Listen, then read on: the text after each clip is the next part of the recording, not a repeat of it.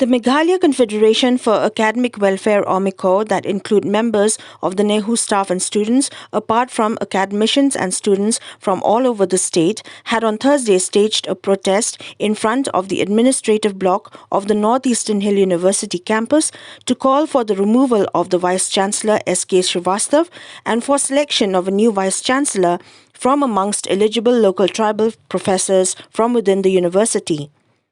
The convener of Mecaw, Roy Kuparsunrem, informed newspersons that a letter had been submitted to the president. The convener of Mecaw, Roy Kuparsunrem, informed newspersons that a letter had been submitted to the President of India, who is also the visitor of the university, to urge upon him to look into the matter. He expressed various grievances of the organization over financial and other irregularities that were present during the tenure of the incumbent VC. Sunrem also stated that the protest is simultaneously being held at the NEHU campus at Tura, and in the future, similar protests would be staged all over the state of Meghalaya if grievances are not addressed in a timely manner. With the purpose of serving the tribal interests as well as the students' interests for promoting research and academic interests in the state of Meghalaya. Also, we have seen that in the year 2006, UGC has conferred the award for NEHU to be a university with potential for excellence. But sadly, in 2020, we have seen that the rank of NEHU, it has dropped to 74 from among 100 universities in the whole of India. So we want to ask a question that who is responsible for this failure? Who is responsible for the mess that NEHU is in right now?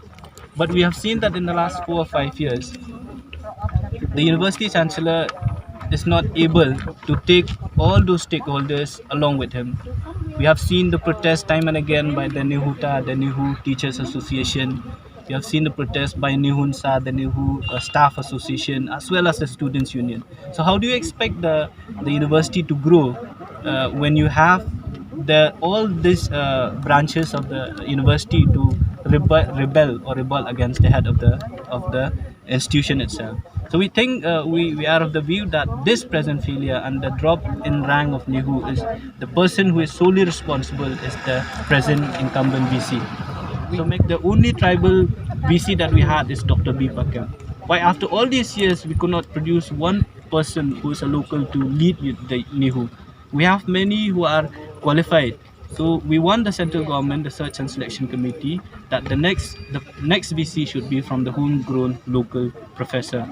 There are many tender work, construction work in the university in the last couple of years. There are work which have already been constructed, tender has not been called for. Only after the work is almost completing, that time they call for tender, just to show that tendering has been called for. Second thing is that strangely, the present VC, the present administration, they have come up with a new rule that all the tenderers should quote a price below 10% of all the work. So by doing that, what they do is that those people who are undertaking construction, they are doing a very substandard job. If you go and visit all the construction sites, you will see that the substandard work that these contractors are doing.